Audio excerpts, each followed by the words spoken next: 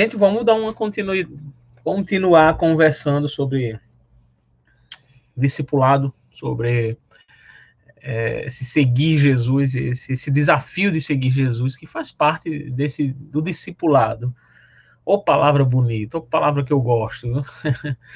É muito interligada com o evangelho, discipulado, sabe? Né? Por exemplo, né? Zefinha que está comentando aqui com a gente. Eu lembro com carinho demais, assim, da forma como nós caminhamos juntos, junto com o esposo dela, Araújo, e a família dela. E o discipulado vai muito além do estudo bíblico. Ele também é o estudo bíblico, mas o discipulado é a forma que a gente se relaciona, é a forma como a gente toma café junto. Discipular é caminhar junto. É claro que a gente tem rumos, a correrias de vida diferentes, mas a gente participa da vida do outro. E foi isso que o Senhor Jesus fez com os seus discípulos. O Senhor Jesus chamou os seus discípulos para participarem da sua vida aqui na terra, enquanto ele estava aqui nessa caminhada, enquanto o Senhor Jesus participava da vida dos seus discípulos. Percebe que quando os discípulos caminhavam com Jesus, não era só, né, Jesus sentando com eles e ensinando, depois Jesus ia para casa e não, Jesus participava da vida dos discípulos. E o Senhor Jesus nos deixa esse exemplo também, de ensinar, mas não só ensinar, mas participar da vida das pessoas também, orar com as pessoas, sorrir com as pessoas e chorar quando for preciso chorar com as pessoas, se preocupar com aquilo que está acontecendo com a vida das pessoas. Poxa, é um familiar que está doente, e isso tem que ser uma preocupação real. Também tem que ser uma alegria real quando as coisas forem acontecendo. Enfim, gente, discipulado é caminhar juntos. Eu tenho aprendido há alguns anos já a importância dessa palavra, e visto que, em termos de resultado, por mais que a gente entenda que os resultados eles são do Senhor, mas os resultados que nós vemos é que as pessoas que elas são discipuladas, elas são acompanhadas, elas estudam a Bíblia, mas elas também caminham juntos em outros aspectos da vida. Essas pessoas são mais firmes no Senhor, mesmo quando vêm as dificuldades, mesmo quando vêm as tribulações. Essas pessoas estão mais inabaláveis ali, porque elas caminham juntos, não sozinhas, mas caminham sempre com alguém. Então, a gente tem conversado aqui de forma rápida, né, por conta do nosso tempo e até do nosso formato aqui, sobre discipulado. E a gente já viu que nesse discipulado envolveu aprender sobre as escrituras, aprendemos sobre oração, aprendemos sobre algumas verdades espirituais, e a gente tem aprendido sobre disciplina, e que eu, desde a primeira vez, confessei para vocês que a disciplina é uma prática, e é muito difícil para mim, às vezes, tem alguns aspectos, eu não sei se você sente isso, que tem algumas coisas da vida cristã que é mais tranquilo. Quando eu digo mais tranquilo, isso é uma experiência bem pessoal. Então, tem pessoas que não têm nenhuma dificuldade mesmo, leem a Bíblia todos os dias, e isso flui muito naturalmente. Eu tenho conhecido pessoas que têm uma dificuldade maior de ler a Bíblia, e isso envolve para a oração, isso envolve para vários aspectos da vida cristã. E é por isso que o que faz parte dessa caminhada cristã, desse discipulado, é a disciplina. Jesus ensinou aos seus discípulos a serem disciplinados. Por exemplo, na oração. Quando Jesus disse para os seus discípulos, poxa, que Jesus vai orar ali momentos antes de ser preso, e que Jesus vai com seus discípulos e ele diz, vocês não conseguem orar comigo nem por 1 hora? E eu fico pensando, meu Deus, 1 hora é como se fosse o padrão mínimo para Jesus. Mas Jesus vai estimulando os seus discípulos a terem essa disciplina, e a gente vê a igreja, depois que o Senhor Jesus vai aos céus, que permanece com os seus discípulos, claro, agora, mas já foi assunto, já foi para os céus, né, fisicamente. Então a gente percebe que a gente tem uma igreja que perseverava na oração. Lá em Atos, né, a gente já vai aprender isso, que essa igreja, ela orava, e isso com certeza é fruto dessa disciplina que o Senhor Jesus ensinou. E, gente, hoje eu quero ver um texto com vocês, os primeiros versículos de Mateus, capítulo 4. Mateus, capítulo 4, verso 1. E ler com vocês para a gente falar sobre, como vocês devem ter visto na nossa divulgação, sobre jejum, que é celebrando com Deus. Mateus capítulo 4, verso 1 e verso 2. Aí depois a gente pode mencionar um ou outro versículo aqui, mas eu queria ler esse com vocês, Mateus capítulo 4, verso 1, que diz, e o verso 2 também, né? Que diz, em seguida, Jesus foi conduzido pelo Espírito ao deserto para ser tentado pelo diabo. Depois de passar 40 dias e 40 noites sem comer, teve fome. Pronto, até aí, para a gente conversar sobre um pouquinho sobre esse assunto que faz parte da disciplina e que é difícil, que é desafiante, que é o jejum. É importante começar dizendo que jejum não é regime, né? Às vezes, por alguma questão, por exemplo, eu perdi um pezinho e estava nessa luta aí, né? Você já passou por isso também, né? Já está um pouquinho acima do peso e, poxa, eu vou ter que perder um peso aqui. E aí passo a dar uma reeducação alimentar, né? E algumas coisas e alguns horários que gostava de comer, não comer mais, mas isso não é jejum, isso é uma educação ou uma reeducação alimentar. Então, o jejum não tem sido um assunto muito falado, é preciso ser honesto, muito falado na atualidade, mas ainda é um assunto da Bíblia, ainda é e sempre vai ser um assunto muito, muito grande, inclusive na Bíblia. E nós precisamos pregar não só a Bíblia, mas pregar toda a Bíblia, tudo que a Bíblia ensina. E aí a gente vai aprendendo algumas coisas. Eu vou lançar aqui para vocês alguns princípios que nós aprendemos nas Escrituras sobre o jejum. Por exemplo, as Escrituras vão nos ensinar que o jejum ele já foi usado para mostrar arrependimento. Tiveram pessoas, por exemplo, que quando tiveram situações de nações inteiras e exemplos de pessoas que, quando entenderam que estavam errados, que se arrependeram dos seus pecados, essas pessoas, às vezes de uma forma simbólica, o Antigo Testamento mostra isso, se vestiam de pano de saco para representar que não tinham nada diante de Deus e jejuavam. Então, quando a gente vai claro, a gente tem pouco tempo aqui, mas quando a gente vai fazer, tem muitos textos que vão mostrar que o jejum também foi feito para a pessoa que se arrependeu. A pessoa se arrependeu e dali ficou um tempo abstendo-se de comida e jejuando como um símbolo ali e pedindo a Deus perdão, se arrependendo pelo que fez. Agora, o jejum também foi usado, é interessante, né, em algumas ocasiões por algumas nações, como uma medida emergencial.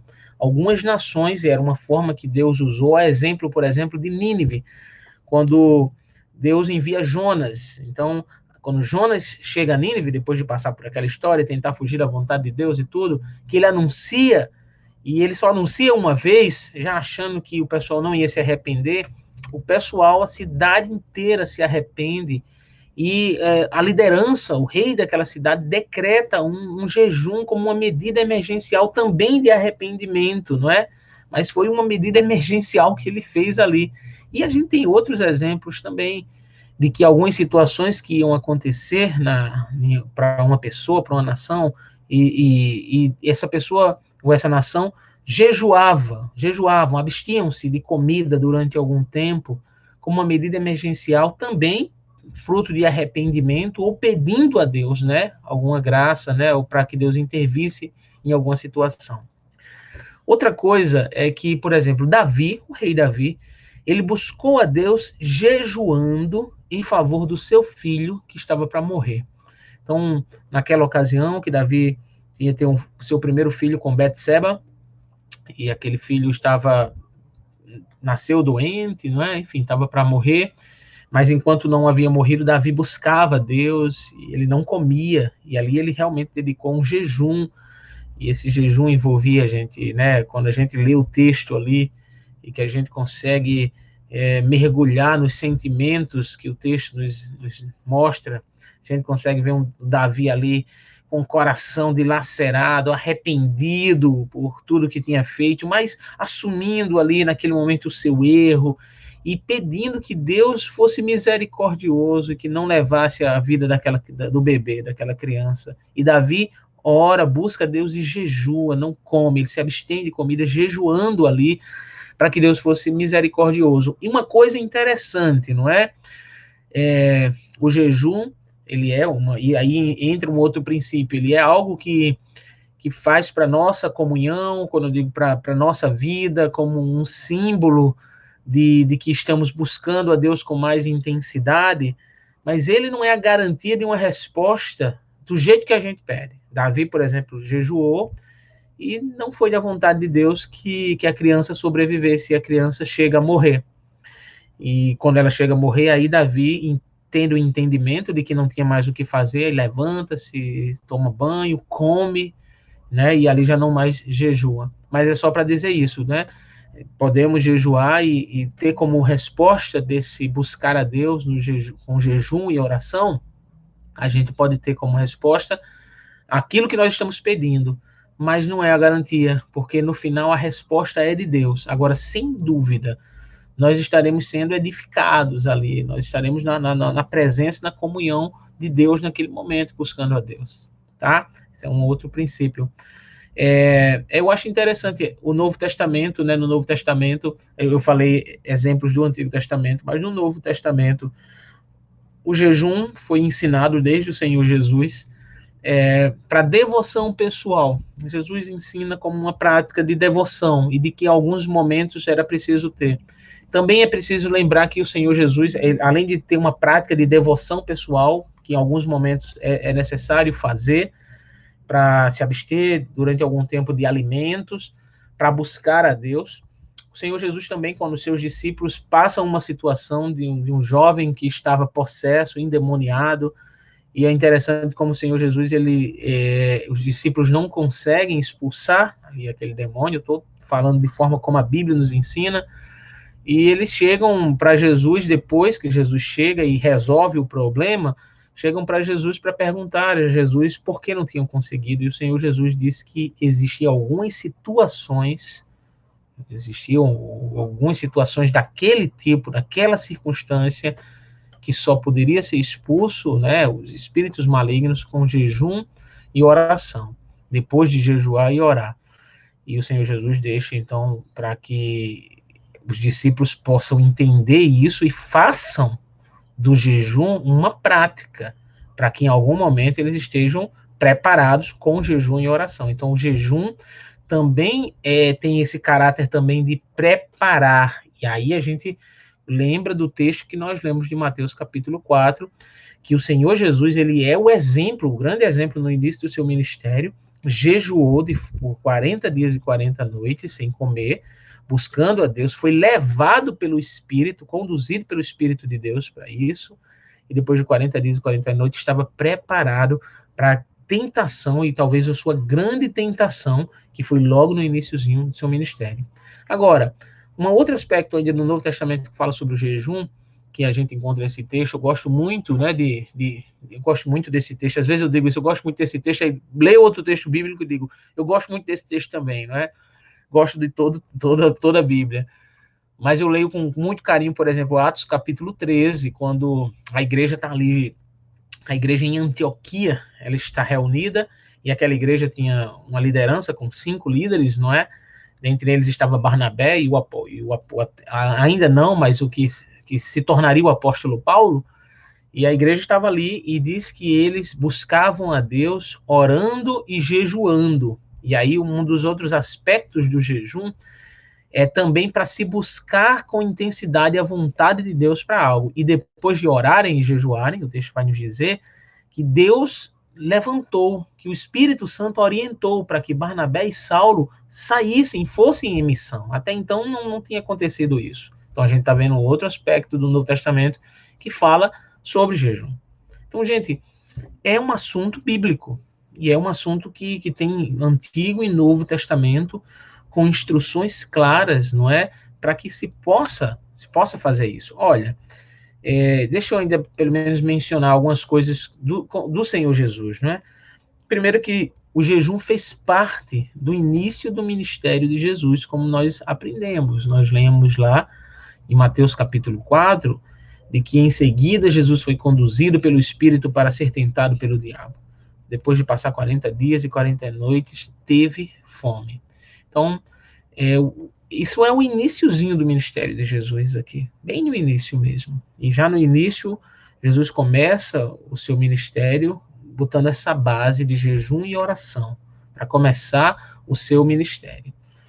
É preciso fazer isso e lembrar disso também, né?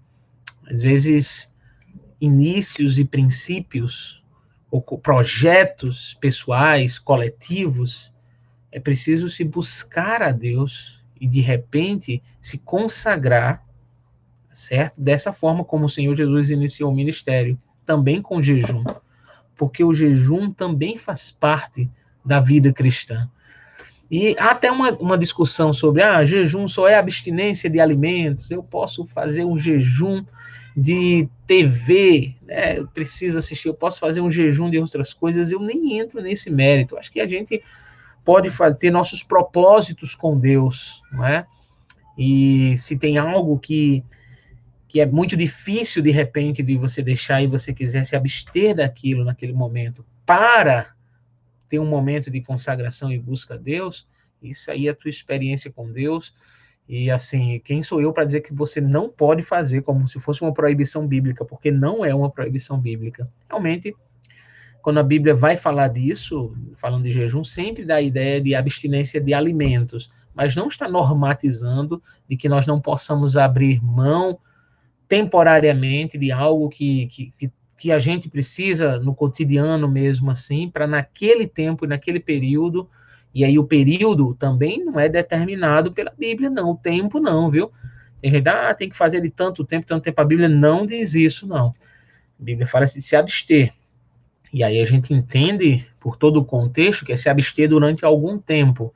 Eu conheço pessoas que conseguem se abster por horas, por 6, por 12, e até pessoas que já conheci que conseguiam se abster por 24 horas, entendeu? Mais do que isso eu não conheci, pessoalmente não conheci. De repente já soube até de alguém que fez isso. Mas, assim, de se abster de alimento para que naquele dia, naquele período, estivesse realmente em constante busca a Deus, consagração e tudo, né? Enfim, tá aí. Às vezes a gente fazia muito isso lá no sertão, tá? E a Zefinha que estava comentando com outros irmãos, uma manhã de consagração que a gente fazia. Então, isso era uma manhã onde quem poderia, também isso não era normativo, quem tinha condições físicas e que não mexesse na sua saúde pudesse ir sem tomar café, para a gente ter uma manhã de canções, louvor ali, enfim, em jejum, fosse, depois só ia e almoçava. Ainda tinha uma recomendação, poxa, se você não tem condições de ficar só sem o alimento, toma pequenos goles d'água, enfim. Quem não tem condições de jeito nenhum, tome seu café da manhã reforçado. Fui já para projetos missionários, por exemplo, fui para um projeto missionário onde foi pedido isso, um momento, vai ter tal dia, vai ser um dia de consagração pela manhã. Agora você precisa dar o nome para quem não tem condições, para o pessoal da cozinha fazer o café da manhã para essas pessoas que podem. Quem pode, faz o jejum de manhã. Mas isso também não era tipo uma regra, todo mundo tem que fazer, porque se não fizer vai estar errado. Não. As pessoas podem ou não podem fazer, ou não podem fazer. Depende muito da tua condição física. Mas ainda há instrução bíblica sobre o jejum. E o jejum fez parte do início do ministério de Jesus. Agora, uma outra coisa, não é? O jejum nos faz entender que a nossa prioridade de vida como um todo, o ensino sobre o jejum, é buscar a Deus. E deixa eu, no próprio texto de Mateus, capítulo 4, ver essa situação no verso 3 e no verso 4. Mateus, capítulo 4, verso 3 e verso 4. Olha, o verso 3. O tentador veio-lhe e lhe disse: se você é o filho de Deus, ordene que estas pedras se transformem em pães. Aí o 4. Jesus, porém, respondeu: as escrituras dizem, uma pessoa não vive só de pão, mas de toda palavra que vem da boca de Deus. Essa palavra de Jesus dizendo que uma pessoa não vive só de pão. Não. Aí Jesus está agora ensinando, mostrando, através do seu próprio exemplo, que a nossa prioridade, que o que deve estar em primeiro lugar na nossa vida é buscar a Deus. E de que a busca a Deus é mais importante do que qualquer outra coisa material que a gente possa ter na vida. Que adianta, e a gente vai pegar um gancho para outras coisas, que adianta ter tudo e de repente não buscar a Deus.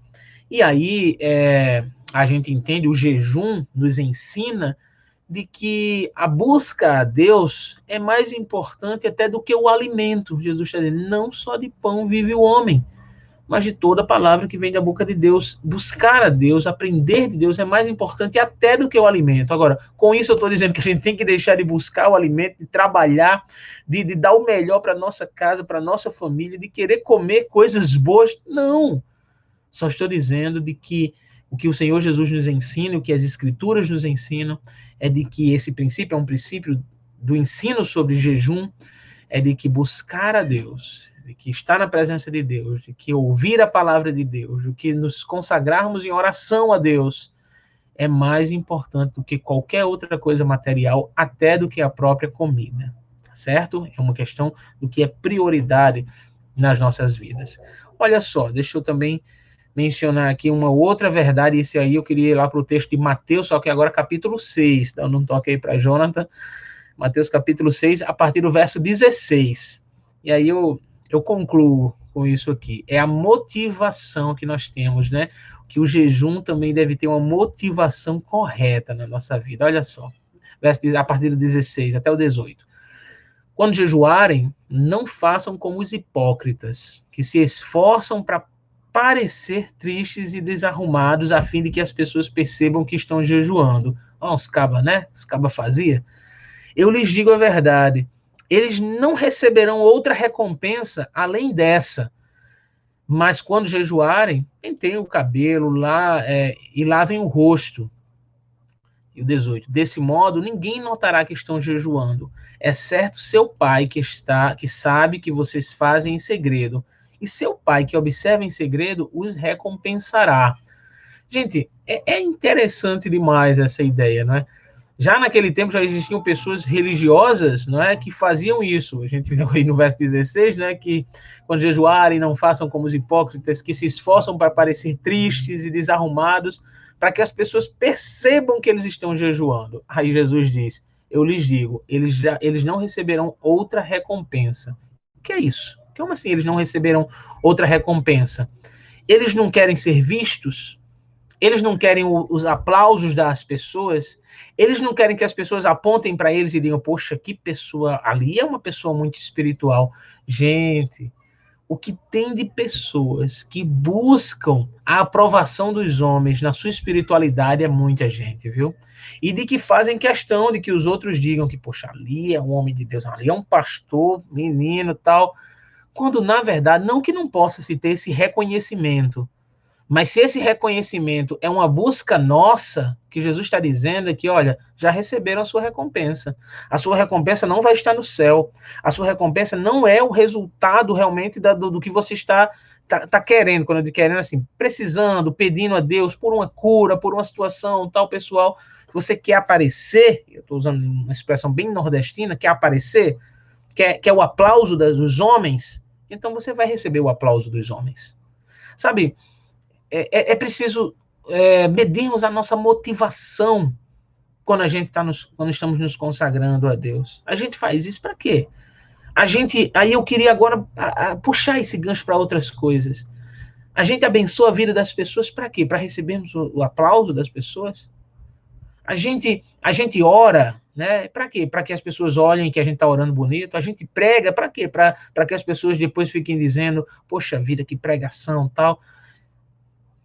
A gente faz o que a gente faz para Deus com qual motivação? Porque se a motivação for receber o aplauso dos homens, Jesus disse, vocês vão receber.